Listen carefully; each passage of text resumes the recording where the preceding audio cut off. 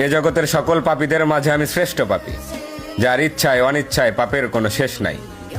জেনা থেকে শুরু করে কবিরা অবধি সকল পাপ যেন আমার চেনা সঙ্গী। তাই আমিও যদি কিছু চাই, তাহলে কি আমাকেও দেওয়া হবে তোমার অনুগত বান্দাদের ন্যায়? কেননা আমি শুনেছি তুমি রহমান, তুমি রহিম, তুমি এমন এক আল্লাহ যার কাছে চাওয়ার মতো চাইলে নাকি ফিরিয়ে দিতে লজ্জা পাও বান্দার হাত। তাই এবার আমিও তোমার চরণে উৎসর্গ করে দিলাম আমার শান্তির ঘুমের নিশিরাত। অতঃপর তুমি নাকি এই নিশিরাতেই বলো, বান্দা কার কি লাগবে চেয়ে নাও।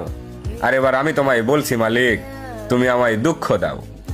সুখে থাকলে হয়তো তোমায় ভুলে যেতে পারি, হতে পারি কারো কৃত দাস, কারণ আমি আদম সন্তান, পাপ করা আমাদের পুরনো অভ্যাস।